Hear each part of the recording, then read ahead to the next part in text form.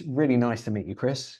Um, I know a little bit about Wood Green because I used to work there, as we were just saying. Yeah, But for people that don't know, wonder if you could maybe just give a little bit of an overview of who Wood Green are and the work that they do. yeah, of course. So Wood Green is a pet charity.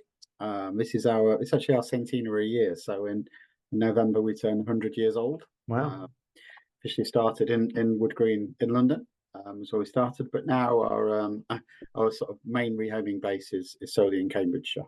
It's quite a large site. I think we take in and rehome. I always lose count. Sort of cats, dogs, and then 11 species of small pets as well. And historically, our background has always been sort of taking in unwanted, neglected, abandoned animals and rehoming.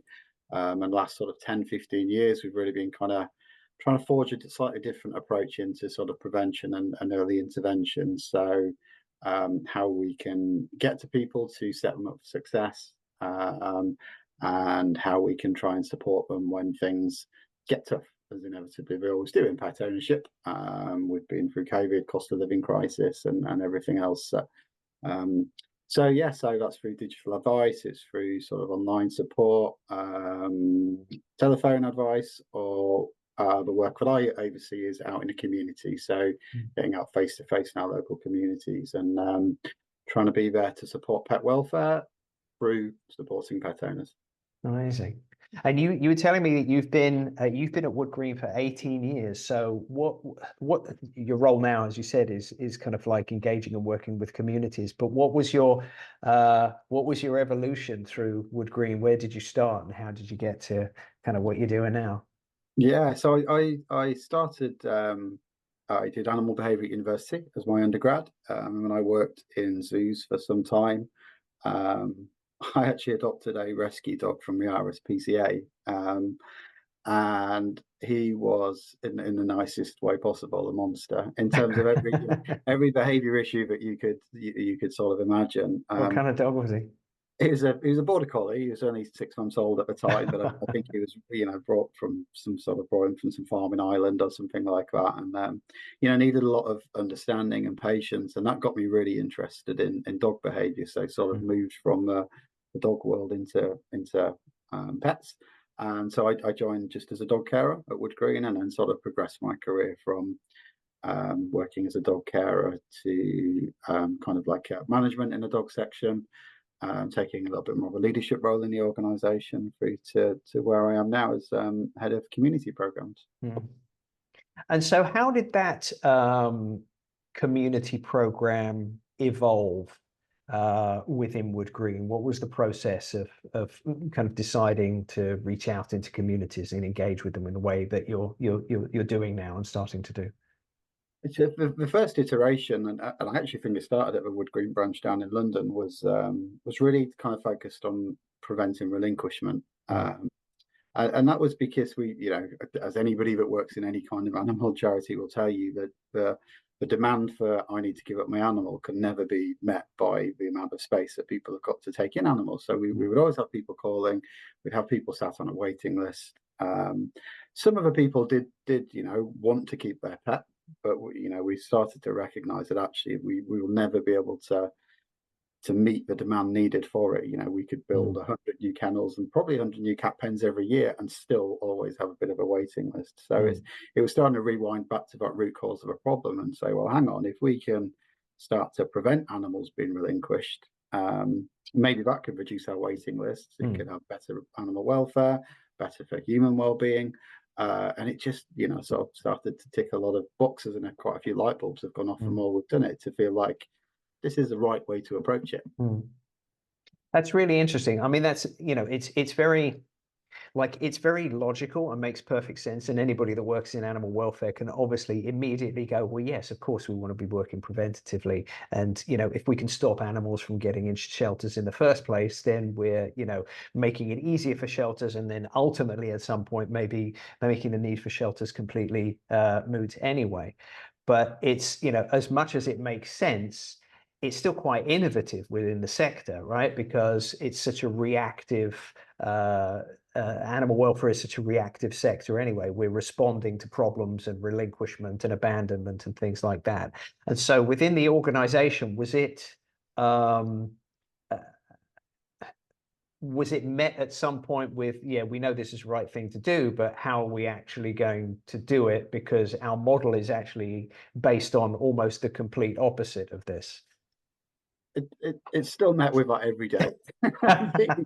being honest, I mean, the impact of preventative work is always quite hard to measure, and so Yeah, there's always questions about what difference are we making. yeah. Fundamentally, everybody in the organisation has believed it's the right thing to do. Like you said, it's kind of innovative for the sector. Nobody has really pulled it out as their USP, and said this is absolutely what we are going to start pinning our time and resources on.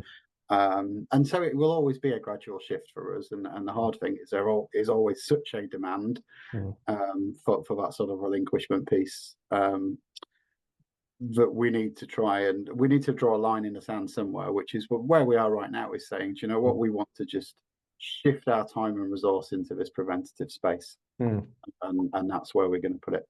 That's really, really interesting. And so what from a practical point of view, once you'd kind of did this come out of organizational kind of like strategic review at Wood Green? It's kind of like, here's what we want to be doing moving forward, and then looking at how you might be able to implement that.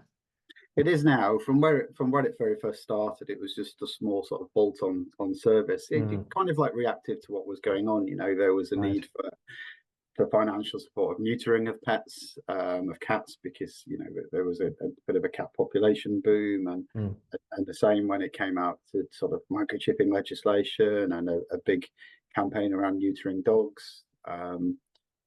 So it sort of evolved slowly, and it's always been a bit of a piece that has happened across the last 10 years. And then probably around 2019, 2020 was a chance to look at sort of a 5 to 10 year strategy, and say, where do we see ourselves in the future? Do we want to carry on doing what we've done for 100 years, which was always a need for, and does an incredible amount of good, taking in stray pets, abandoned pets, caring for them, rehoming them. But actually, if you've been doing something for 100 years and the problem is bigger than when you started, maybe you need a different solution. Absolutely. Yeah, that's so true.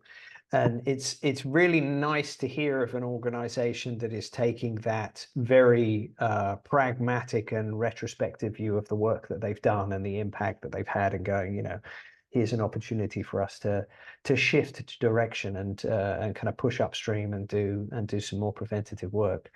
And so how did you initiate this process as far as developing a strategy for, obviously, I know that you involved Human Behaviour Change for Life, but how did that come about? How did you get to the point where you engaged with them and were developing this project?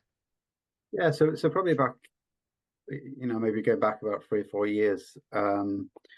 We worked with an organisation, and we went for a theory of change. Lots of organisations do, and so our goal is pets are healthy and happy and staying with their owners where they should be, and how do we get to that?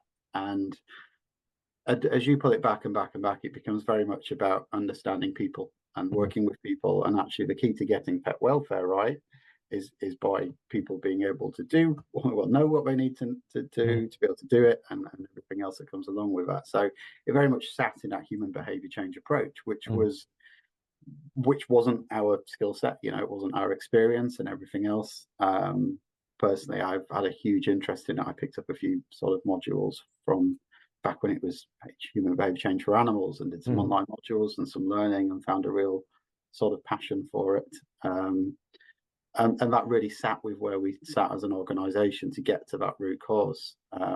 Wood Green have done some work with Human Behaviour Change for Animals before, very well known in the sector, so it seemed a really sensible way to bring that approach in, to see where we could be the most impactful, really. And so what did that look like initially? So when you approached Human Behaviour Change for Life, what was the what was the proposal, or what was the intention, what we were hoping to get out originally? Because I understand it kind of evolved a bit from there, but what was the original starting point?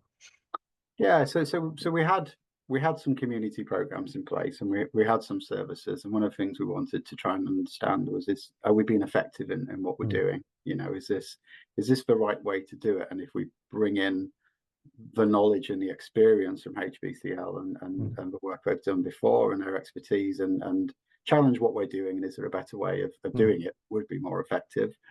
And then the other key goal for us was, you know, like I said, I've a big personal interest in human behaviour change. We just brought on board a research officer as well, and we really wanted to enhance our in-house skills, you know, so that there's other projects we can do ourselves for the benefit of learning and that experience of working alongside HBCL. So sort of a dual process, really. And so initially, what was the starting point? There was, I know that you worked together to develop a framework, I guess, for community engagement. And so what did that look like? What were the components of that? Was there a process of kind of insight gathering and assessment, or was it kind of based on the experience of some of the work that you already been doing? Yeah, a bit of everything. So prior to the contact, we'd had some ideas, and we realised we were about to embark on a big project and a big change, and really wanted to sense check it and get that experience in, and make sure before we started we were doing it right. So we'd started a little bit, and then bringing HBCL on board kind of brought us maybe back a step or two to kind of do that sort of started really with a bit of internal research. You know, what do we know if we look across all the experience in the organisation of how we've interacted with pet owners, the reasons for pet relinquishment, the reasons for kind of pet suffering, some of the data we had captured on our internal systems and things like that, and just sort of brought together in a survey and a workshop. What do we know already? What are our thoughts? What are our assumptions and everything else? And let's get all that out and start from there. And what did you know? I mean, a lot of post-it notes. I can imagine, yeah. A lot of posters filled on a wall, and you know, I think, you know, for a lot of experience, there are still always assumptions based on what we had and things like that. I think everybody's leaning was definitely towards this is the right space and the right place to be working. We probably knew, you know, we recognized what the key and core issues were that we were seeing, and maybe a big long list of all the reasons why that might be happening. And then we really trying to bring in that kind of community approach again, was just trying and testing, well, these are all the people that we've worked with that help us to reach the vulnerable people we want to reach vulnerable pets that might be able to help us. It was a really useful space just to get it all out and start from there. And it would be fair to say, and you kind of mentioned this before, obviously you track all the animals as they come into the shelter, out of the shelter, all of the behavioral work that you do, all the support that you'd given to the community previously. So I'm imagining you had a wealth of data that you could pull from and access all of this information from. A wealth of data on pets, for sure. On pets, but not for people. Very, very good on telling you every colour marking, you know, every bit of contact a pet has had with a vet and everything else. But when it came to people, we had a reason they could choose from a pre-existing list as to why they were giving their pet up, and we had an area of what that might be, but actually not very much insight into tracking back as to how they got to that position. You know, that's interesting. Yeah. And so I'm guessing, I'm jumping ahead here, but I'm guessing that a key part of this framework would be to, as you engage with the community, be able to capture that information, because ultimately what you want to be doing in the future is be able to measure changes against what is happening now. And so I'm guessing that a part of what you're doing now is to be able to capture that data, those insights, those attitudes and behaviors that you ultimately want to change. Yeah, absolutely. And like you said, a huge gap in what we had was the person side of it, and you know, to measure the impact of what we're doing, a lot of that is going to be about attitudes and behaviours of people. So yeah, so something now that we've absolutely learned through this project that is going to be key to giving us the understanding of a root cause of a problem, Mm. and absolutely the key to monitoring and evaluating as to whether what we're doing is Mm. having an impact. And in sort of, without going into too much detail, but within sort of practical terms, what does that look like in trying to kind of get that information, get those insights, be able to understand the community in the way that you want to? So we started with HBCL. We put some surveys out. Mm-hmm. We ran a pilot project in what we kind of identified as a, the average type of area that we would be working in, that we felt our time would be the most effective spent in. So we put a survey out. We got some good quantitative data from there. We found out a little bit more insight. Advanced This was this was in Littleport, is that right? Littleport in East Cambridgeshire. That's right. Yeah. So we took surveys out. We then went a little bit further and conducted some interviews. And then with Joe, we went out and ran some sort of little focus group co-creation sessions. Each one sort of layering more and more rich data and insight into speaking to pet owners in these communities as to what are the problems they're seeing, and what are the opportunities as well. And then the long process of analysing all that. Yeah. Was there anything that as you kind of analyzed that and looked at that, was there anything that like immediately sticks out to you that came as a surprise to you, or something that you thought, oh, this is really important? I suppose there's two things. I think some of it matched our assumptions in terms of there are the obvious. There is a cost of living crisis, and vet fees are expensive, and we know that that's why people are struggling and people are giving up. But we also started to learn there's a lot of other things around that are slightly easier problems to solve than how much a vet fee costs. And when somebody gets to the point of crisis, so we absolutely learned some steps back in the process. That'd be a really useful place to start. The big key thing for me really around this kind of co-production, co-creation element is just how much people in these communities really want to try and get involved, and if they have, giving them some awareness of what the problems are and things like that, how kind of inspired and motivated people are to actually get involved and have some really good ideas themselves as well. It doesn't have to be Wood Green as a charity or an organisation coming in and delivering something for you, but actually we've got some real opportunity inside to work with people.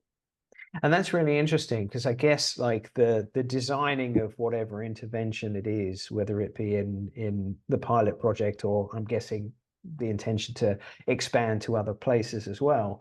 But that kind of ownership, I guess, by the community. So it's not Wood Green going in there and doing a thing. It's working alongside the community itself and having a more holistic approach to this. And so what does that look like again in practical terms? How do you identify sort of like the different roles within the community? And I guess it's going to be dependent a little bit case by case, but what does that look like, and how did you try and develop that? I mean, a few things jumping on what you just said, Dan. Absolutely, each community is its own community, and it has its own problems, and it has its own individual people and its own individual opportunities for solutions. So absolutely learning the slight sort of nuances from place to place as we kind of spread out our community work. The overall sort of essence of it is part of it is an awareness piece. We absolutely recognize through our research that we're not recognized in that space as an organization that can help people. And it shows that maybe the last 10 years of what we've done, or maybe before that, is we've created things that we think people want, and we've put them in spaces where we think people would want them, when we think people would want them, and realize that actually that's probably not been very effective if we're running surveys and speaking to people and they're all saying, we had no idea you did this. So a big learning there is, we haven't utilized the community to get our messaging and spread our awareness out. And one of the first things that struck us is people were, this is incredible. I know people that would benefit from what you're doing, and I know people need this help. almost like it was a new thing, and it wasn't so much a new thing because we had been trying to do it. So we absolutely learned that sort of power and benefit of local people, key influencers in these areas, in terms of how they can spread and share what we do, but also, so some of the key problems that might be things such as transport, people being able to get to a vet practice when it's open. And actually, I don't have a cat carrier, so I can't take my cat, or I don't have a car and I have to rely on public transport, and that's costly, and time wise it doesn't work for me. And you start to speak to people about, so this might be a barrier as to why somebody can't take their cat to a vet. And they say, well, oh my god, I've got a cat carrier in a car, and if I knew that, I'd take them. So say actually Wood Green don't need to create a pet taxi service to help people, because there's somebody 3 doors down that do it for them. They just need to know that that's part of a problem, and then they start to form part of that solution themselves too. That's really interesting. This kind of like, as you said, you were there previously, sort of like offering something you thought people needed in a way that you thought they needed it. And maybe some of them did, and maybe some of them didn't. But the fact that you've gone down this route of kind of like almost co-creation of a program is really interesting, because it's so easy, and you hear this a lot in the sector when people say, and you said it just now, you have a cost of living crisis, people have come out of a pandemic. There are some very real and tangible reasons why people maybe can't afford to go to the vet. But it's not just, as you said, about not being able to afford to go to the vet. Maybe they can afford to go to the vet, but they can't afford some of the things that go with it. Like, I need to take my cat to the vet, but I'm not going to spend like 40 quid on a cat carrier just for this one occasion, because I've also got to pay for the vet fee. And there's the taxi cost. And so if you have this community infrastructure where people have, as you said, there's these barriers, but there are these opportunities as well. It's like, you don't need a taxi service. You just need to know that there's somebody that's available that like has this, and it's not it's not so prescriptive. It's just knowing what's available and having almost that ability to communicate and work together to find those solutions. And the incentivization to do it as well must be key. Yeah, and there's been, definitely we found there's people out there that are already in some essence trying to do this themselves, and what the benefit we can bring to the table is, as a bigger organization, we've got a bit of time to think about it. We've got some resource, we can do some bits, but these people are out there on their local community Facebook groups and trying to spread the word and sticking posters up in places saying, like, I want to help in my community. And I mean, what a great way when it's pets and people and keeping pets and people together. But it seems really inspiring for a lot of people, whether you love pets, whether you love people, and even better if you love both. Yeah. It's a great thing to get involved in. So these people are out there. It's definitely sort of mobilizing and knitting them all together, which has been really inspiring to sort of watch as we evolve.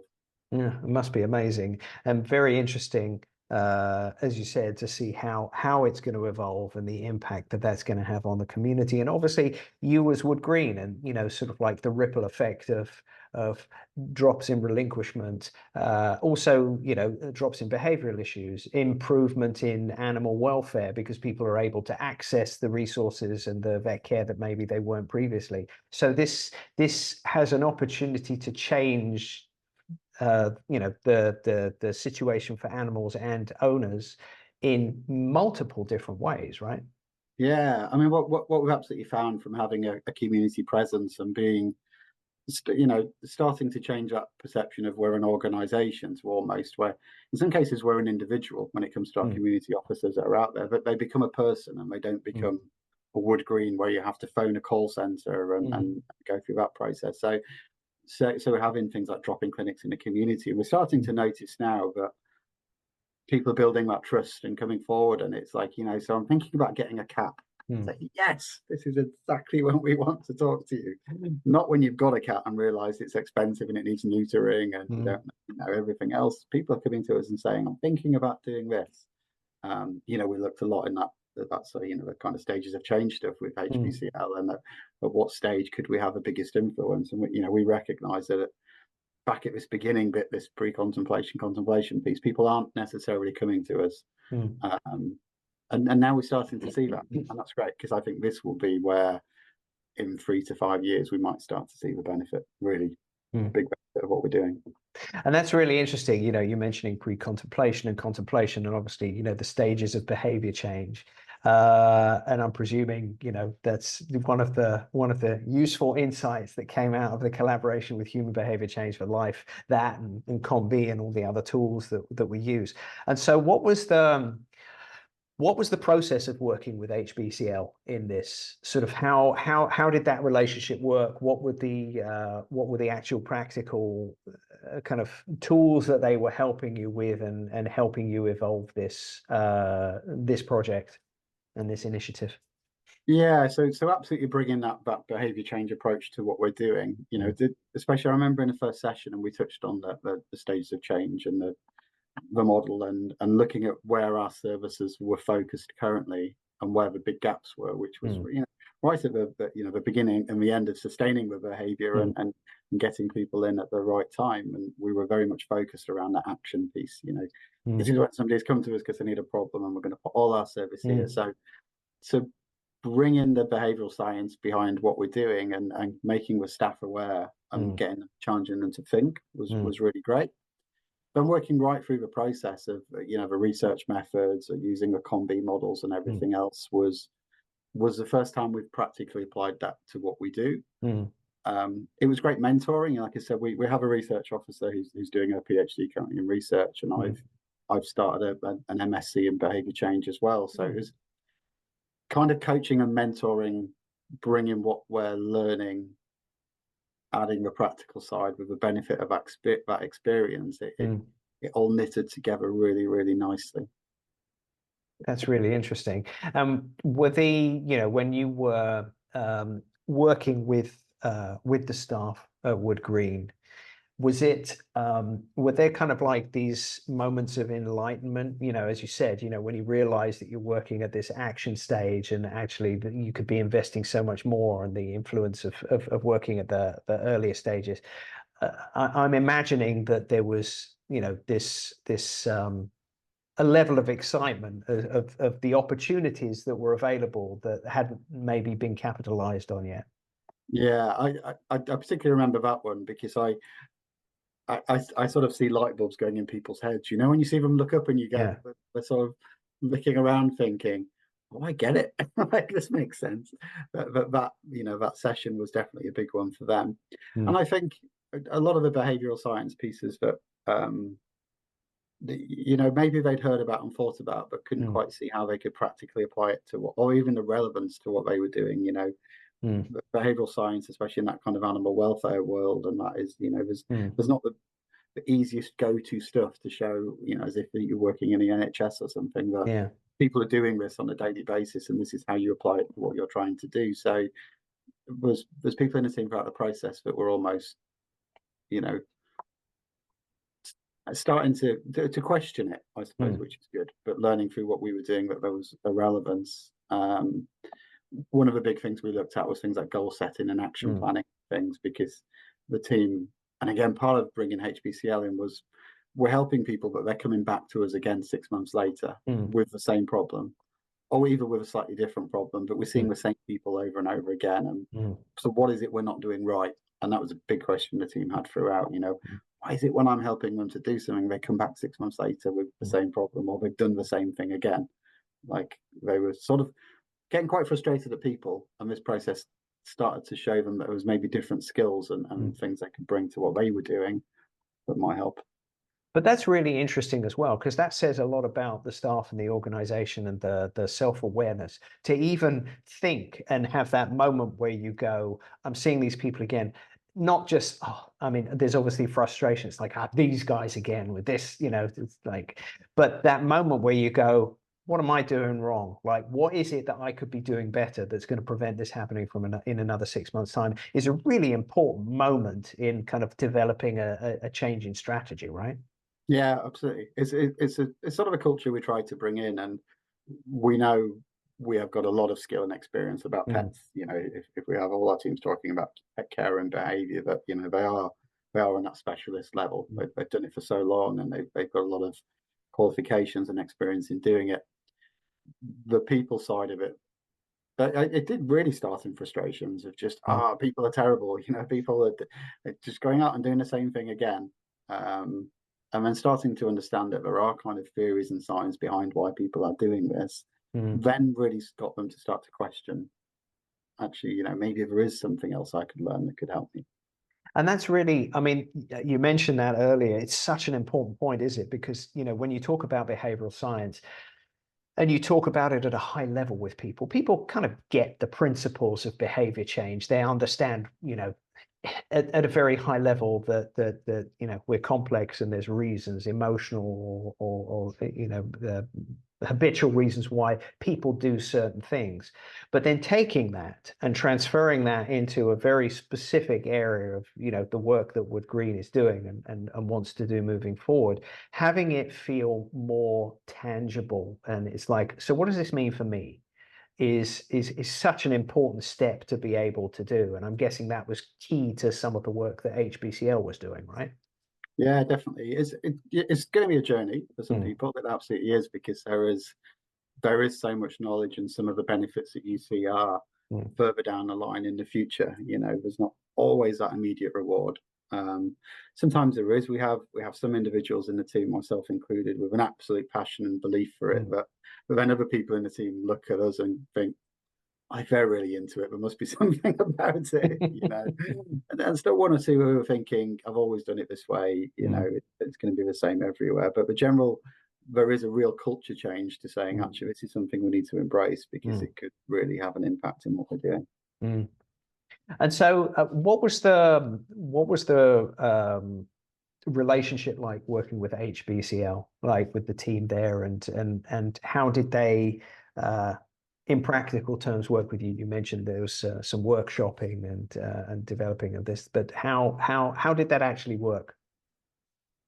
I mean, the first thing that jumped out for me when speaking with Joe and Suze about the project is the passion they had for it Mm. as well. Really shone through.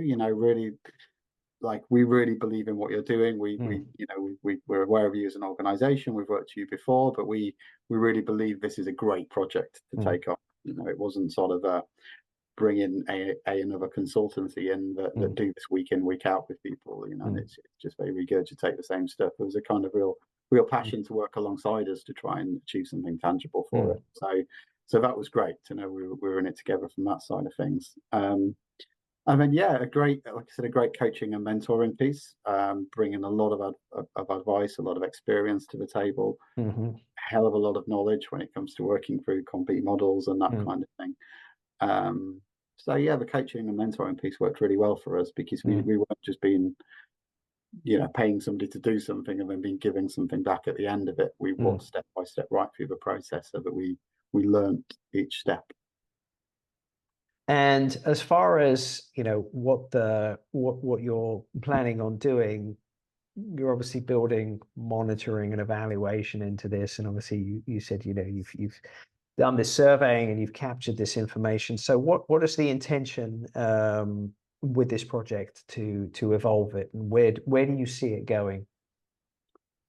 So we absolutely we sort of did this pilot project in Little Port, like you said, and we're Mm. looking to take that out further to other communities. Mm. Some of it is going to be a step-by-step process, because Mm. especially if we're working with HBCL, and we had a report back at the end of it, and we discussed sort of recommendations and things. Mm. We really need to look at our monitoring and evaluation piece. We've done a great sort of gap analysis with our staff in terms of Mm. where training and personal development could really benefit us, learning about different approaches and things. And we sort of balance that with the organizational pressure of people saying, well, you need to be doing stuff. You can't spend so long thinking and planning. You need to be doing stuff. So it's finding that sort of careful balance of saying, right, Mm. we absolutely recognize that there's a skill set in our staff that we could develop, Mm. that would make them, more successful in some of the behaviour change, with especially on that individual level, with sort of that counselling, mentoring, Mm. goal setting type approach that they could do. So, year one for us is bringing that skill set into the team and really looking at how can we get the right measures in to monitor and evaluate what we're doing, Mm. and then we'll just keep adding to that as we go along. And When you're thinking about human behavior change, you know, for any organizations that are out there, obviously not talking about necessarily replicating what you guys are doing, but you know, it's clear to those of us that can see the benefit of it and have seen the benefit of it, just how integral bringing these concepts into the wider areas of work that we do is, and how vital it is. And so, like, what advice would you give to other animal welfare organizations that are either working on, you know, similar things to you or slightly different things to you, on how to approach human behavior change, and how important it is to invest in it?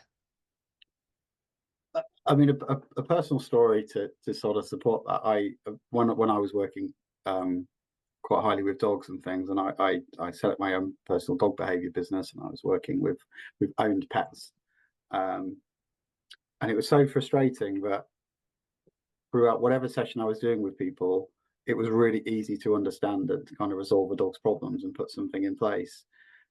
And then 3 weeks later, you catch up with the owner, and they were back in the same place again because I wasn't working with people. You know, I was working with a dog, and for whatever reason, the person just either didn't understand, wasn't able to, didn't have the opportunity to take on the advice that I was giving. That's when I started to look at human behavior change, challenged myself and thinking, you Mm. know, I do get it because I get the dog. I can work with a dog, no problem. But what I'm doing is not having the impact that I want it to have. You know, that dog's welfare is not changing, and that dog and owner's relationship is not changing. You know, despite the vast amount of experience and knowledge and stuff I have. So I really translate that across and saying, you know, especially in this pet world, if we want to change the world for pets, there's only a limited amount pets can do themselves. You know, so we really have to understand people. That is such a perfect analogy. And actually, I completely empathize with that because, you know, earlier on in my career, when I started in animal welfare many years ago at the Mayhew, and as I was working there, I also studied dog behavior and started doing behavior consultations. And what you said there is exactly my experience, which is I get the dog. I know why the dog is doing what it's doing. Here is the things that you as an owner need to do to change that.